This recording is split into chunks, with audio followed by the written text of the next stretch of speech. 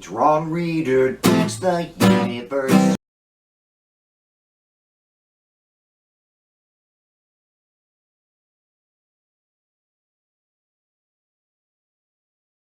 I'm Ron Reader, and this is Ron Reader Digs the Universe, and it's good to be back.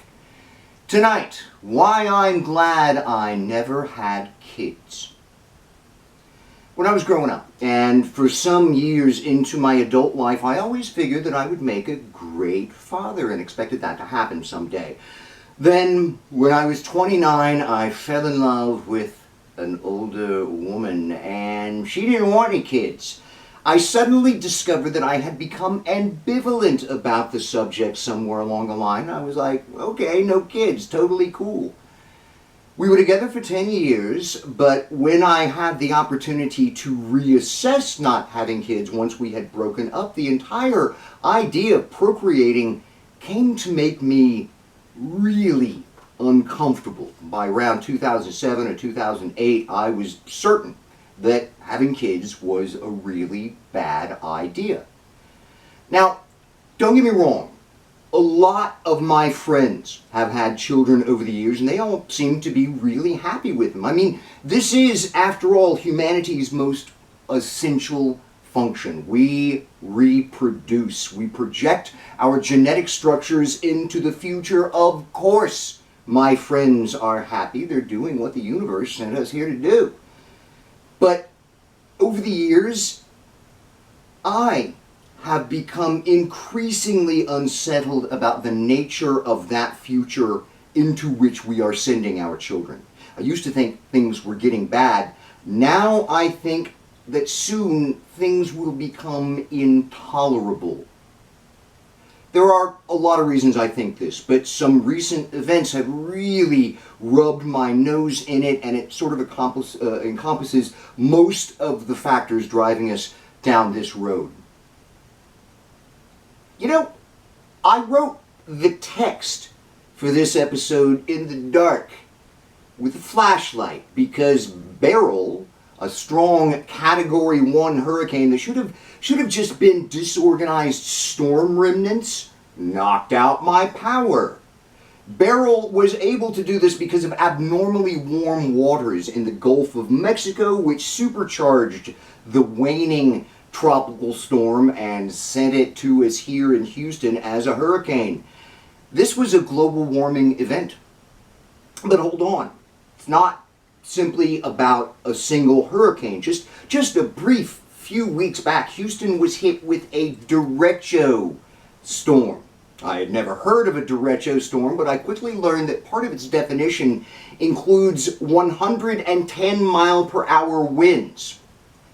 This freak storm knocked out my power too and caused so much damage that a great deal of it was still under repair when Beryl hit. Meteorologists tell us that the derecho was also a global warming event.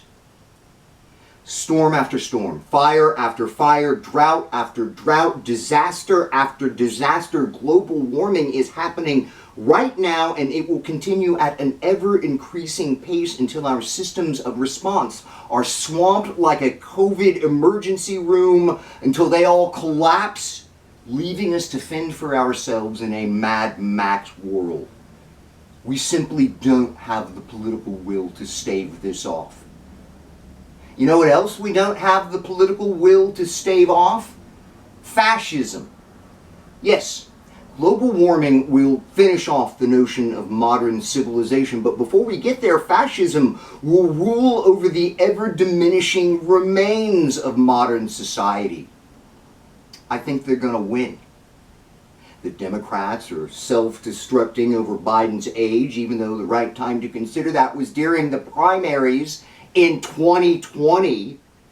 I don't think Circular Firing Squad quite captures the scale of the suicidal behavior going on, but here we are. Meanwhile, all the criminal cases against Trump are collapsing. Project 2025 waits in the wings. Trump now has criminal immunity for whatever official acts he will perform when re-elected, and he now has everybody's sympathy because he has 3 holes in his ears.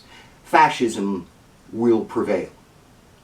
the left. You know, everybody was not MAGA. It's just too complacent, too self-interested, too slow and moribund to oppose fascism effectively. I think we've already lost fascism. Extreme capitalism, extreme and widespread poverty, oppression of the les, gay, bi, trans, queer community, of women, of immigrants, of people of color.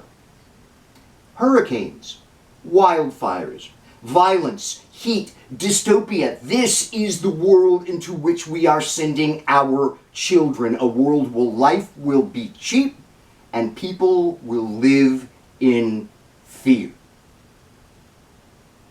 You tell me I'm wrong not to want to have children, because I simply cannot see another reasonable, compassionate position.